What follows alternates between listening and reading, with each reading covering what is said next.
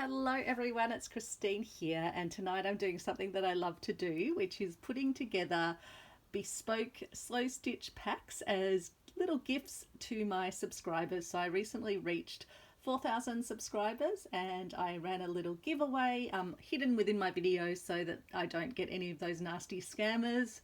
And the winner was Judy, and so Judy and I got in touch with each other and I asked Judy what she likes stitching with, and she said that she likes working with blues, browns and creams, but that she's also been dabbling in pinks and green. So I put a little bit of pinky, greeny, creamy ness into the pack, but it's mostly in the blues, browns and creams. So I'll see if I can lay it out in a way that it will make a good package to pop in the envelope as we go through. Sometimes I make them all up and then unpack them and then I have to pack them again, but we'll see if we can actually do it in the one go. So I've got this beautiful piece of vintage, I think it would have been probably curtain lace, but it's what I've actually used and stitched into my Roxy Journal of Stitchery treasure hunt piece. And then I've got some of the lovely tapestry type fabric that I got recently. I love that you can either use that side or you can use the proper side. So this has got some of those creams, a bit of the browns, but pinks and greens to start extending Judy out a bit. Lovely vintage piece of cream lace.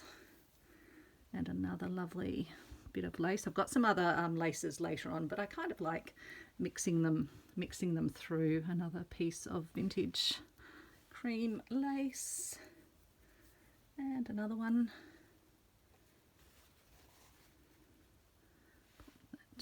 Where do I pop it? I do kind of love just layering these over. I find it looks really interesting once you've done it. Actually, I'll fold that one double because I'll then probably just wrap these sides in if they can wrap in. And I know folks always like to see what's going out. I have so many things so often it's just what's within easiest reach, what I've had out for projects, but then I go to the laces and get the ones in the particular colour because I've got a whole archive of laces, if we call it that. Actually, I probably shouldn't put those on the edges because they might not fold in that well. Lovely bit of broderie onglet trim. Can that go? Go that way. Might be a tiny bit too long up that way. So I hope you're having a wonderful day, and I will be very soon, I think, getting towards the 5,000 mark. So yeah, definitely keep an eye in the actual videos themselves. I'll never post it in the heading of a video. It will just be hidden in a video. So I do love this one. I think it's meant to go up the other way. So this is starting to introduce some of those pinks and greens, but with the beautiful sort of browny cream. This one I used recently on my horsewhip, so I did have it out, and I'd got it in Alpine, Victoria from the thrift stores up there, but it's so beautiful and soft. It just feels lovely. Really thin, really well worn, very well used. I think these were pillowcases. And then again, just a bit of the sort of, the cream and the blues, but with a bit of green and pink introduced in. So again, I got that in Alpine, Victoria. Another bit of the tapestry type fabric that I got. Again, I got the blue base, but then got some other colours. And a green and pink small print. It's great for making things like Suffolk puffs or other bits and pieces. I've already taken a whole lot of the orts off, but there's still lots more orts. Although I know Judy recently has been having a go at making ort balls, or my ort beads.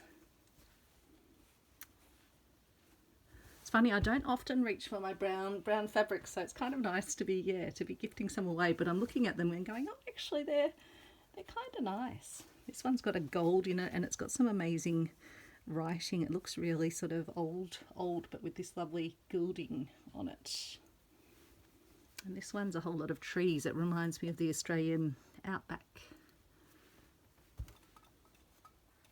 This is another one I used recently in my Roxy Journal of Stitchery treasure hunt piece.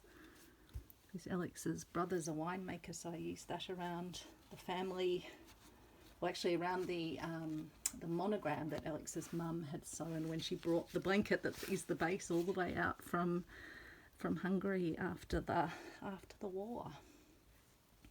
This is a beautiful, beautiful fabric. It's a fabric sample from the reverse art truck, but it feels just like a Liberty fabric. I don't think it is a Liberty. I think I looked it up at the time and couldn't see the design, but it's got the feel of a Liberty. Obviously a bigger print than what they usually do. And then another lovely brown. This one's a bit of fun. I haven't used this yet. I got it in, I think, from the sewing layer or something, but it's, yeah, cowboy hats and boots. Another beautiful brown, very, very vintage looking, and this one. Another gorgeous soft piece. It would have originally been from something, I think, because it's got a little hemmed edge there, but I just, yeah, it's lovely and got these little flowers. So yeah, I'm looking at my browns in a new light. Love this one. This was a recent, I think, sewing layer, or no, I'm pretty sure it was the sewing layer, not the Purveyor of Reclaimed Textiles, and it's just lovely. And then another brown. We might actually, I might wrap the bundle in that one. I might keep that one separate actually, and we'll do the wrapping of the bundle. And then we'll get into, actually we've got some other pinks, I'll put those in first. Little lovely cutout. This one's got sewing sort of shapes on it. This one's a bit of interesting colour. And this one's a bright pink with blue, so a bit of just trying to throw various things in, because you never know what people are going to want to have in their stitch collections. So now I think we're into the proper blues. So this is a lovely piece of linen. I think it's been maybe screen painted. Here's a little embroidered shape. And then some beautiful soft old bits of fabric. Another lovely one here. A little bird. Very, very old and well used piece. These are little feathers, and the nice thing is you can cut around them and stitch them into your pieces. Little fabric sample. A little dyed doily. I hand painted that with my Inktense, and then a vintage Suffolk puff. I should put this lacy bit on the top. This one's a bit of fun, some little birds on blue fabric. It's got a lovely sort of texture to it, bobbly almost. A little bit of fabric, but those sorts of sizes of things are just perfect for slow stitching. This one I think is meant to be like the Australian bush, so I thought that's quite nice. I love these little bordery pieces. Oops, there's one that I that got stuck behind it, but yeah, just love these, very vintage. And this one I got recently, little stamps, again secondhand. And we've got some of my beautiful Italian cotton and linen fabric samples. And I do love bringing the checks and the sort of the linen. This is just such a beautiful linen, into mixing them with florals and things. Beautiful dark, quite heavyweight linen.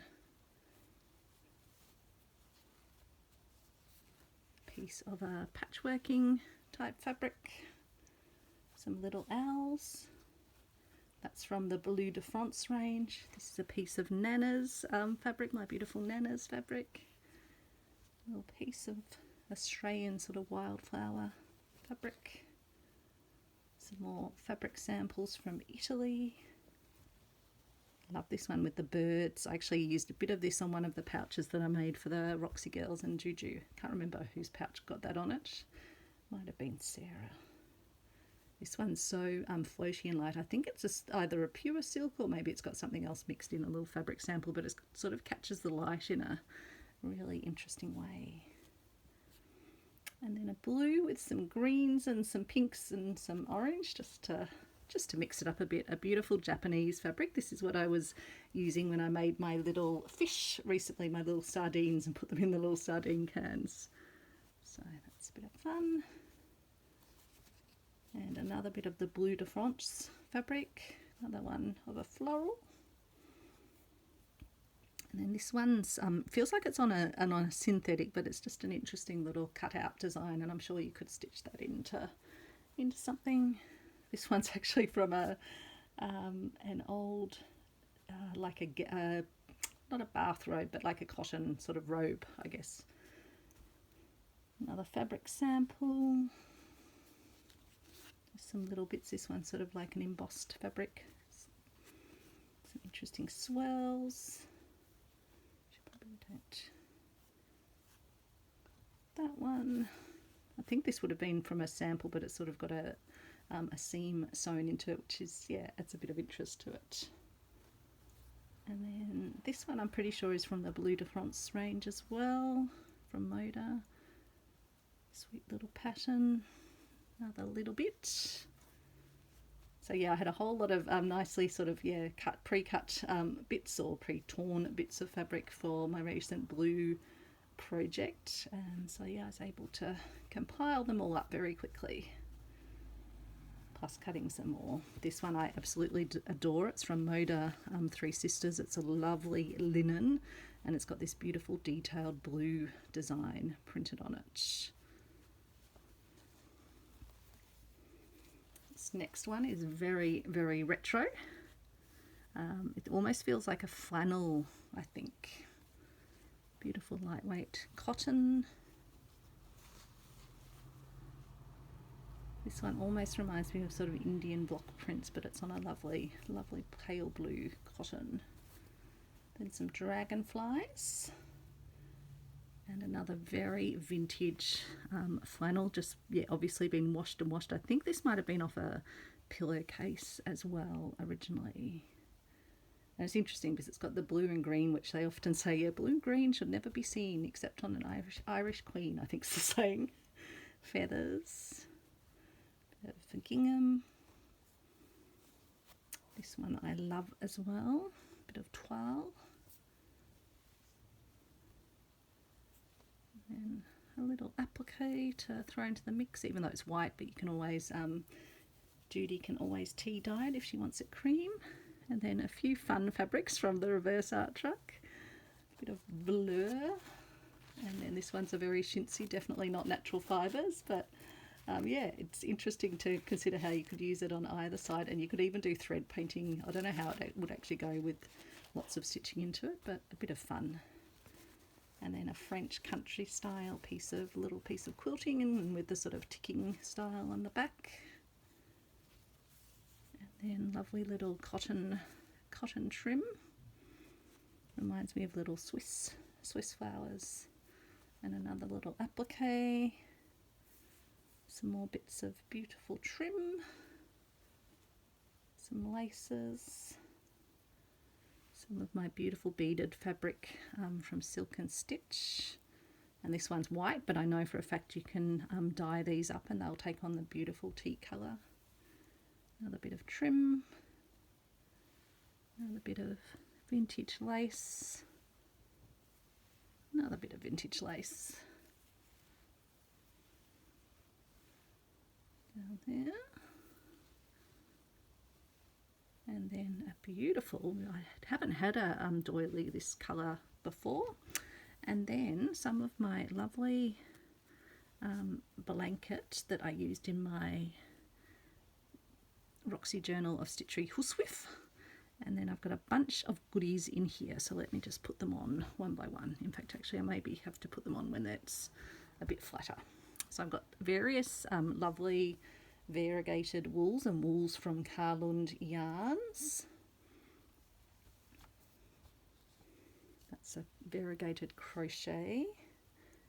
And then some lovely, oops, it's got a bit of the silver in it. Another lovely wool. These ones are from Cottage Garden Threads, and then that's one of my own dyed ones. Another lovely wool.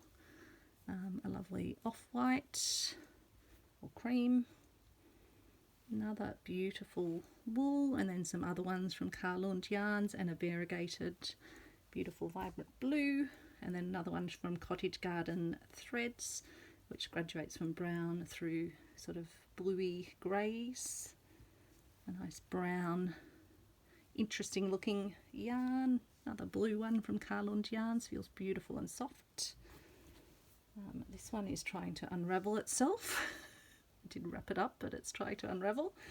I've got some British snaps, little vintage haberdashery. I've got one of my little bookmark corner covers, so got some beautiful blue vintage Japanese fabrics on it. A little row of sequins and another lovely vintage Suffolk puff, so that will get wrapped up like that. And then I've got a card that I still need to write on. And this is a William Morris Victorian Albert Museum, or maybe it's not a William. Oh no, Morris and Co. It is a William Morris. I sure it was a William Morris.